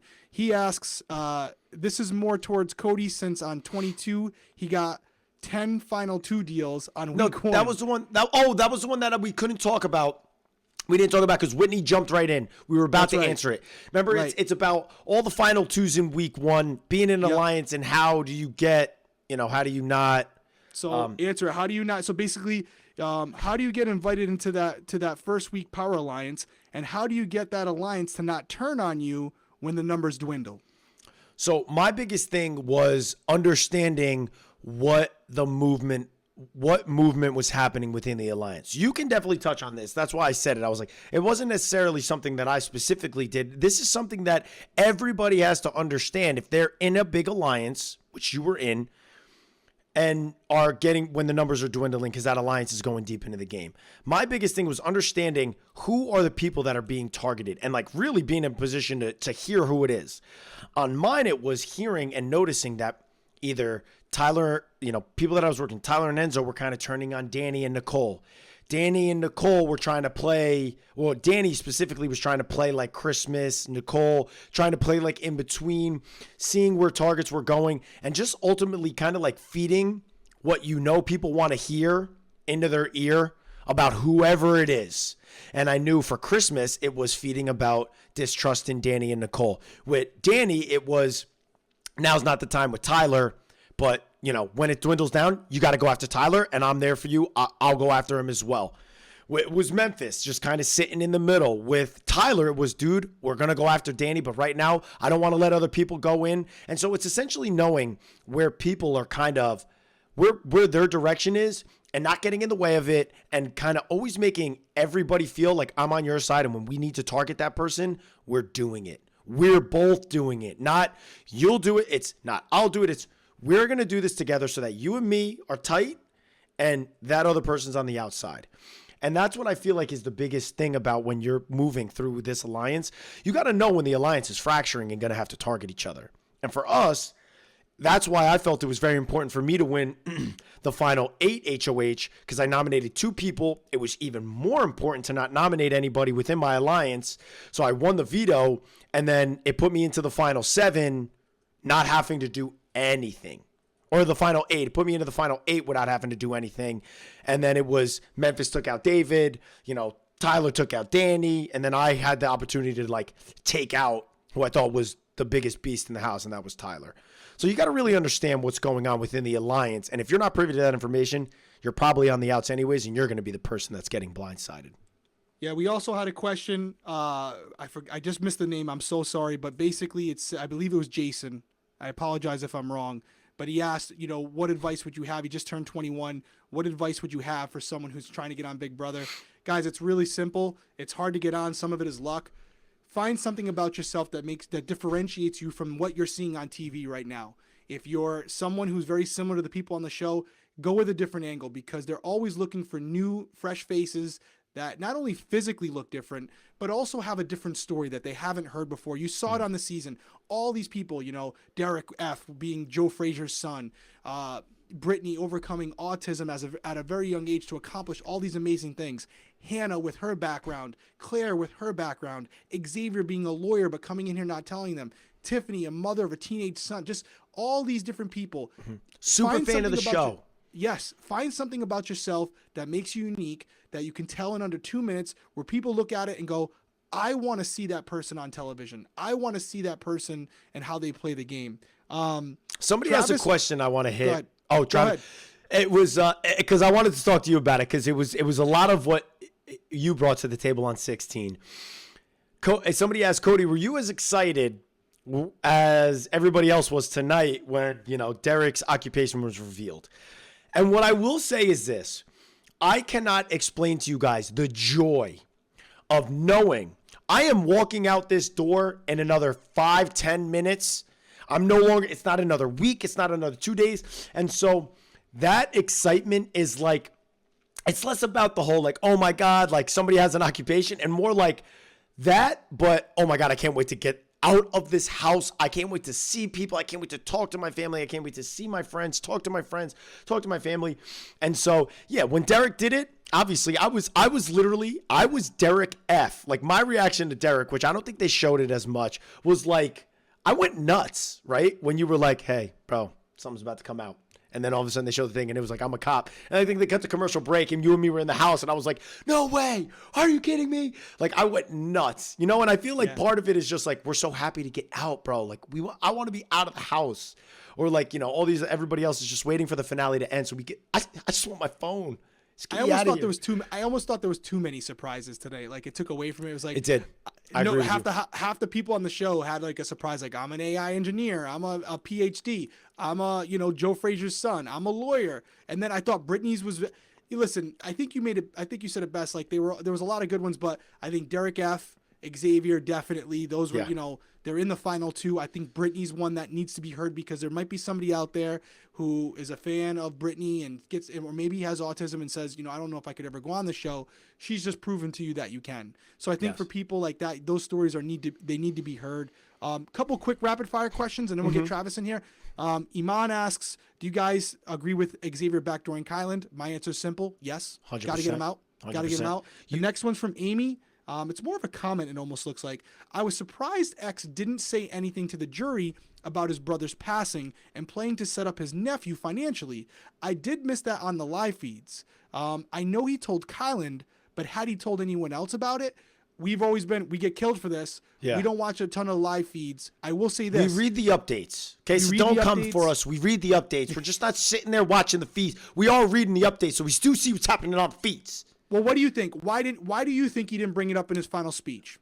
I don't think Xavier wanted to go there, to be honest. I don't think Xavier wanted to go there. I think he wanted to win the game and win the game because of what he did in the house and not stuff that was going on the outside. And I have a world of respect for that. If that is the case, I'm obviously speculating right now, but I don't know that I have the greatest, feel for who Xavier is, but he definitely seems like somebody who's like, I'm going to win this for me. I'm going to make sure that the game that I played won me this game and not anything external. And so that's probably why someone like Xavier didn't bring that up. What do you think? I think that's it. And I also think he got a sore spot because what happened with Kyland. Mm-hmm. I think he was like, you know what? it goes back to what I said earlier. He didn't need it to win. I promise you guys, he knew he had the W. He kept it very simple. Any more questions we haven't missed yet? No, that's actually we got one here. Mickey Joe's Crafts and Laughs asks, Derrick, did you use your expertise on as a police officer in the game? And if so, how did you apply it? Yes, I did. I was an undercover detective. I treated everyone as a source. I developed a persona, and I created bonds with everyone, and I tried to create those bonds based on personal interest, not on game-related interest, because having a personal bond with someone is always going to be better than if your relationship is based purely on game, because people can separate game very easily. Emotion, not so much. We do have more questions coming in, but before I forget, just want to remind everyone, we are interviewing the winner of Big Brother 23, Xavier, America's favorite player, Tiffany, Derrick F, and Azza tonight live. You will see it. We're going to keep covering Survivor. We're going to keep covering Big Brother, Celebrity Big Brother. First, go ahead. It's Azza, then it's Xavier, then it's AFP, which is Tiffany, and then it's Derrick F. Right. So listen, if you haven't already, if you want to ask comments, you got to be subscribed to the channel. So subscribe to the channel, turn your notifications on, so you get updated as we continue the show, because we got a lot more coming. Two more quick ones, and then we're going to go to it. Were you nervous about going back on a reality to reality after the show? I wasn't nervous. Were you? No. I was happy. Wait. I was ready to go. My goodness. I couldn't wait. So listen, I'm going to send the link to Travis. I just sent it to Travis. We will probably get him on in about 5 seconds because he's ready to go. He's sending me memes and everything. He's ready to go. He's ready. I love it. Oh my God, I can't wait. I'm gonna bring us to the Be Right Back. Yep, be right back. We're gonna talk to Travis, recap the rest of the episode, and then it's almost game time. We got to get into questions, guys. So after Travis, we're gonna have Sharon Tharp on from Us Weekly quickly, and then we're gonna get into questions. We're gonna start developing them. Yep, we'll be right back. All right, we are back with Travis. Unfortunately, the first person evicted from season 23, and gotta be honest with you, every time I hear you speak, every time I see you on the TV, I am more mad that you couldn't make it, because you would have been phenomenal TV, bro. Cody, you silver tongue fox, you know just what to say, my man. I appreciate you.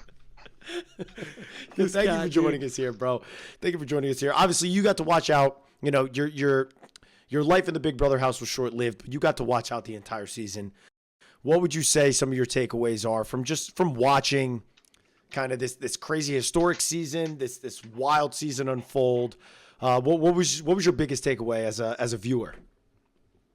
Yeah, I had the really, really unique position being, the first removed and having that ability to kind of look in on everyone and immediately find out, X was a lawyer and Sarah Beth and everyone actually had these different occupations and these complete lies that they were holding up really well, I would say. I don't know. I think the biggest takeaway, though, I would honestly say was the efficacy and the efficiency of the Cookout Alliance. I mean, they had a plan, and my God, did they carry that out perfectly to Final Six. And yeah. I mean, I can't say well done enough. It was methodical. The way that they treated it in regards to conversation with outsiders and kind of keeping it really tight all the way out to the very end. So I mean, I applaud that. Separate from the incredible social ramifications and agenda that they had there, just in general, a fantastic alliance and really effective in their mission.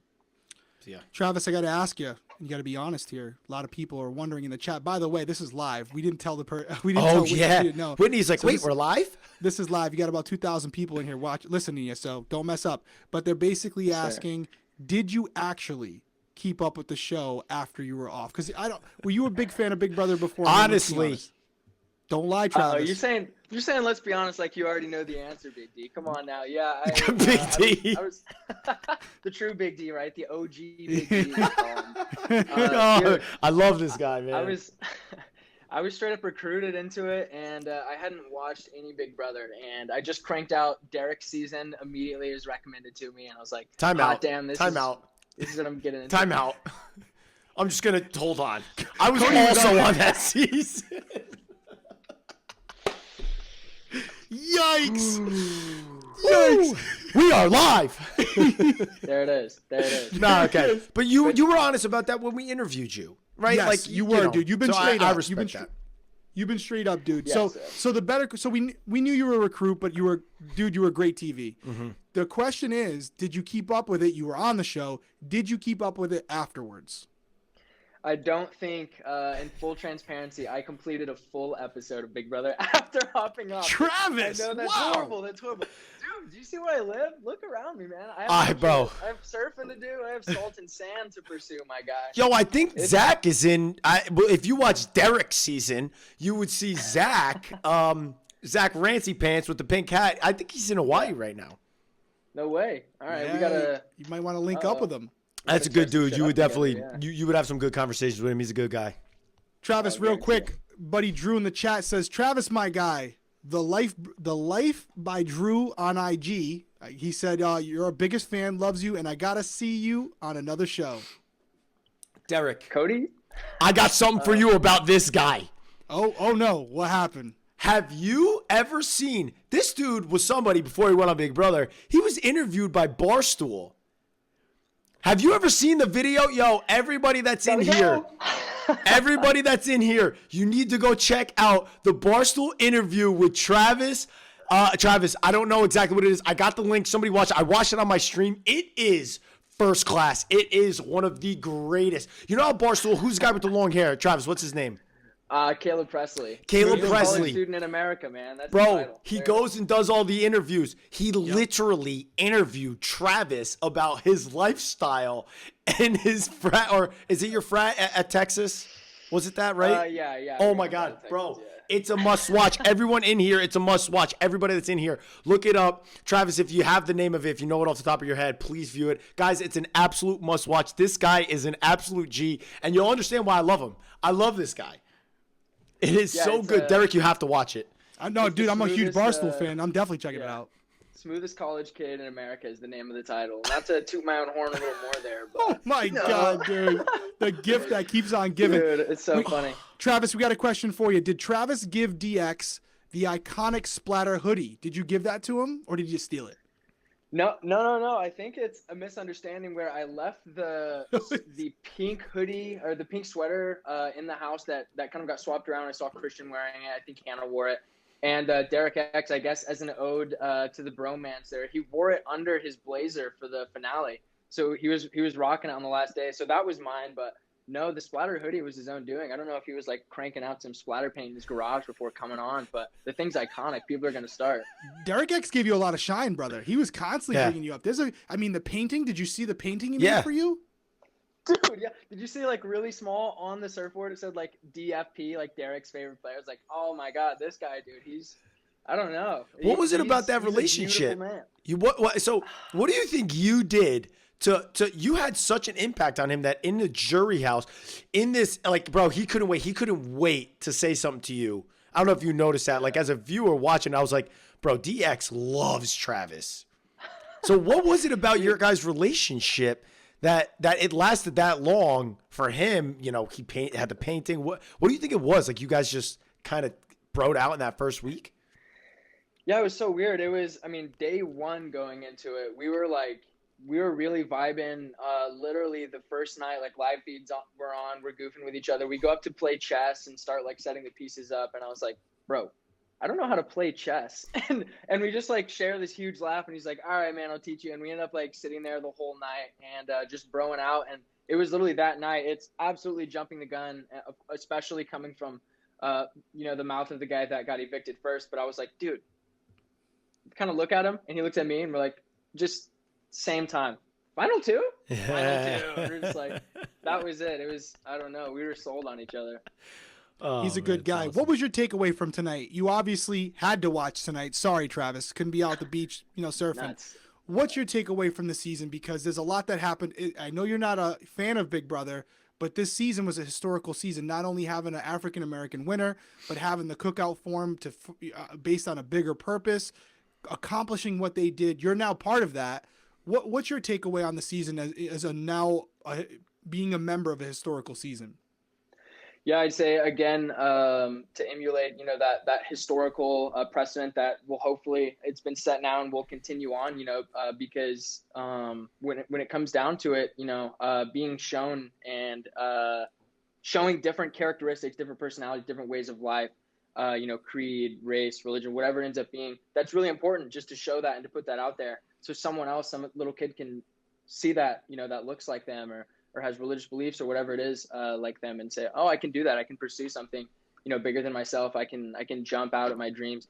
And I think this season really well encapsulated that and delivered that message. So that's really exciting. Despite the fact that I didn't watch a whole lot of it, I would say I wish there was one or two screaming matches that happened. I wish it was a little more spicy, a little more entertaining.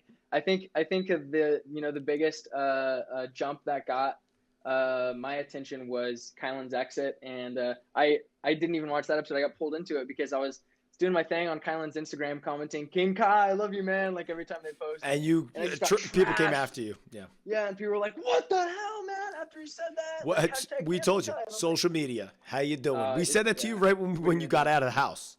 Yep. But it's a beast. Such is the nature of the beast. But yeah, all around, definitely a legendary season. A lot of lessons to be taken away, and still really entertaining. So what an honor to be a part of it. So let me ask you this: we got some stuff in the chat going off here. Travis and Derrick X for the Amazing Race. What would you say to that? Derrick was like, hey, keep this on the down low, but I got my phone back already. Sorry to 2,000 people that's no longer down low to, because I'm sure he's just popping off right now. But first thing he says, after 3 months of no talking is, what are we doing next? So keep a lookout for it. Yeah, there it is. And, when is Circle's dropping exclusives tonight? Yeah, this is big time exclusives. I mean, we're just so okay. So we had Mason ask in the chat, Travis, would you come back for another season? I mean, is that the next move? Would you come back for Big Brother again? I've been asked this a lot, and I think it boils down to, if they ever have an interest in getting all the head ass, first evictees back into the house and doing their little jig together. Sure, man, I'll be there. But I don't see that happening anytime soon. But the head ass. Sky's the limit, man. Hey, you never know. You never know. I mean, it could happen. What did you go back and watch Kylan and Xavier's beef, the altercation? What was your view on it? What was your perspective on it?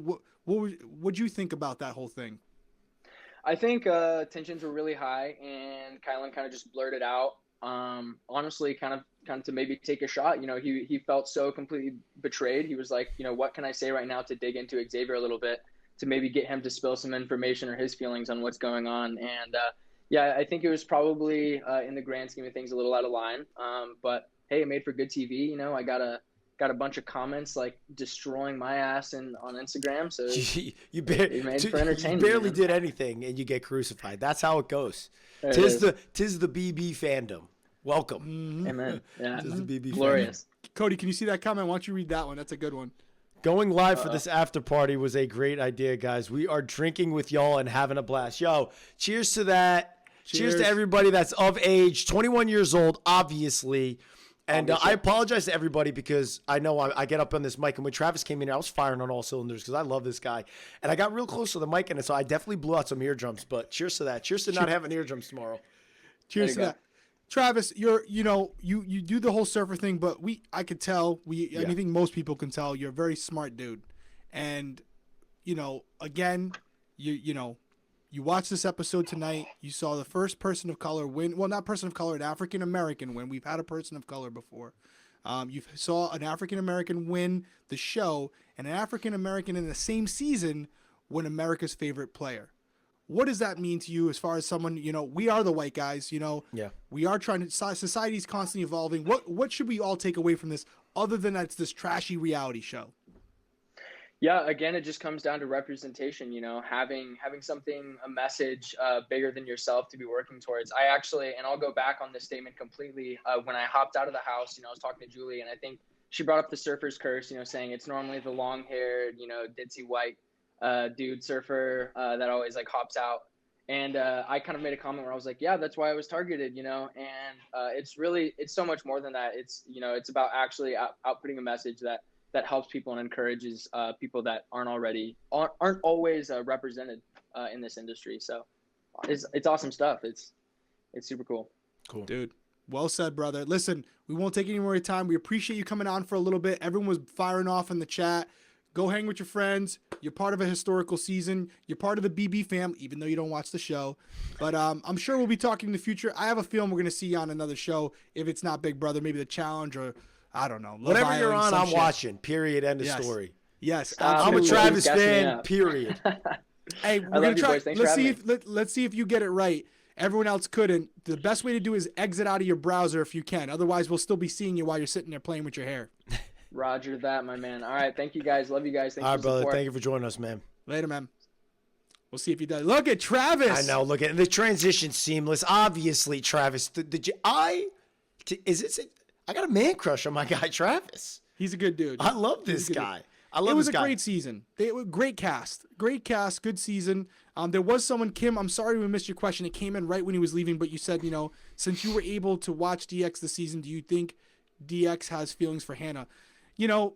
I can't answer for him. We saw the feeds. I think there was definitely a crush in there. I'll tell you guys, when you're in the house, it's easy to think that your feelings are more than just the moment because you're trapped in the house with those people, and that's the only people that you're currently around. So they become your best friends. They become your significant others.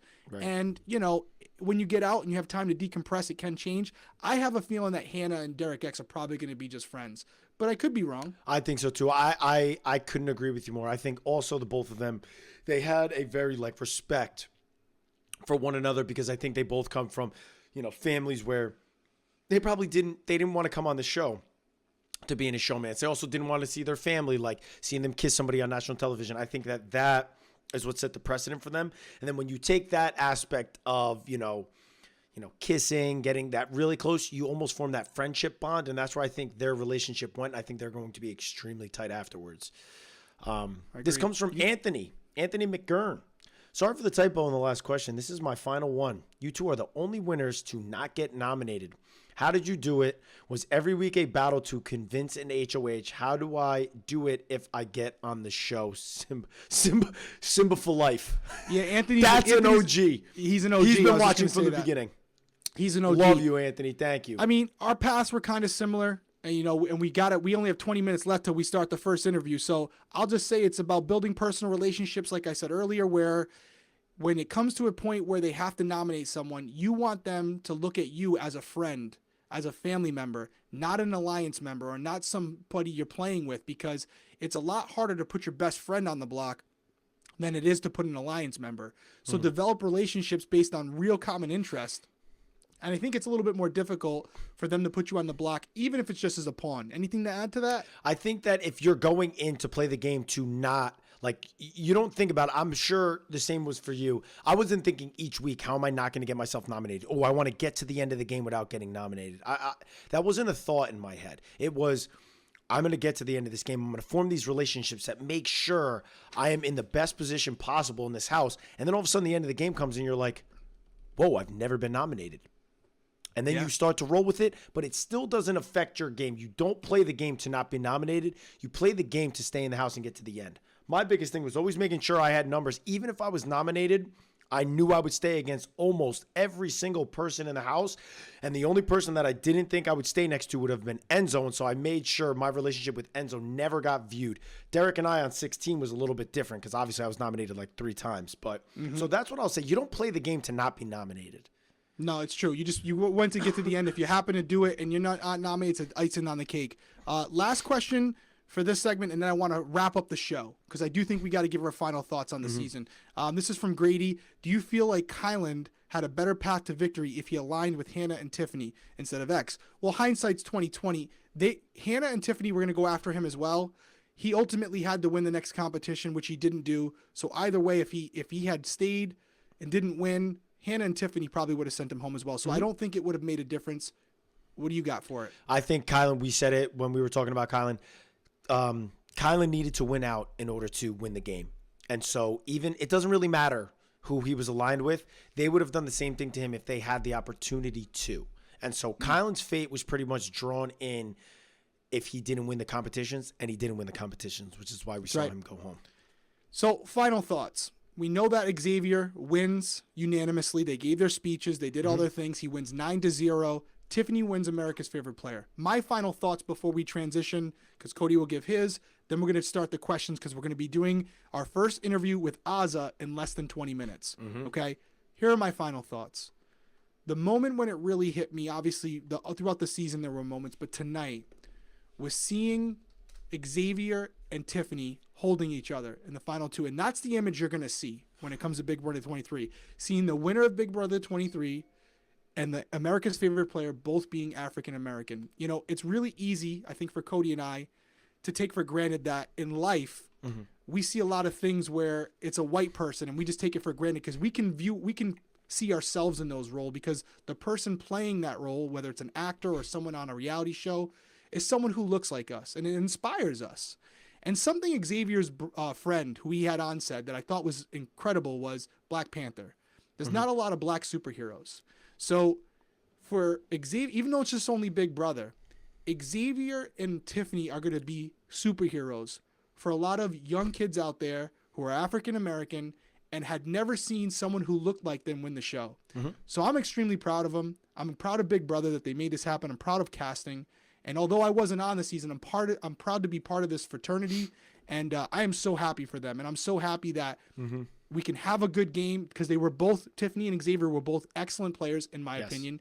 And to have 2 good players win because they were great players and have this added benefit to it, I think it's extremely historic, and I think it's something that 20 years from now we'll still be probably talking about.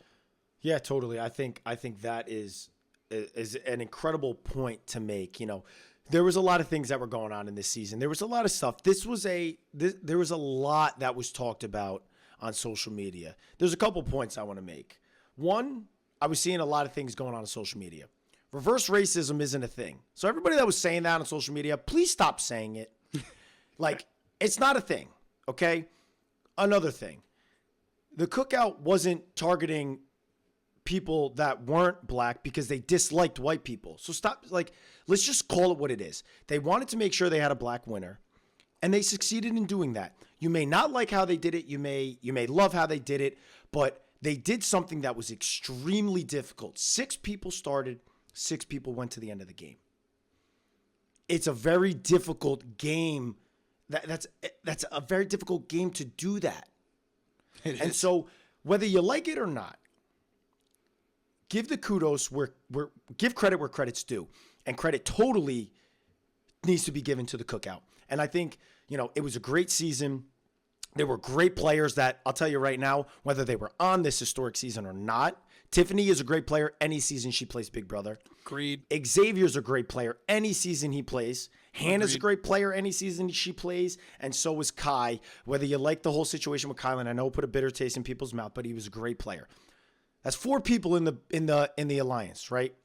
So call it what it is. These players would have been great no matter what season they played on. No offense to the 2 that were excluded. No offense to the 2 that were excluded, and I hope it's not taken that way. But this was a great season. It was a great winner, and quite frankly, however they had to do it, they made a black winner happen on Big Brother US in 23 seasons, and it was long overdue. And so it is something that needs to be handed credit to. You can feel whatever your opinions are. You want it. You didn't like how it was done. You didn't like this. Nothing was called out. Nothing was this, that double standard. All the nonsense that gets thrown out on social media. This is an incredible season. This was an historic season, and there are great players that you cannot discredit in this season. Yeah. So call it what you want to call it, but let's continue to grow and not be divided. Because what I didn't like that I was seeing from this season was that there was a little bit of division. And ultimately, this is a show that everybody loves to watch. This is a show that everybody bonds to watch. And so it was a great season. I like the season. I think Xavier is a great winner. I think Tiffany is a incredible America's favorite, deserving of being a winner. Not only America's favorite, deserving to being a winner. And so I hope we see people from this season back on in the future. So I agree. Well said. Congratulations to the entire cast. Congratulations to the cookout. And a special congratulations to both Xavier and to Tiffany. Job well done. Okay.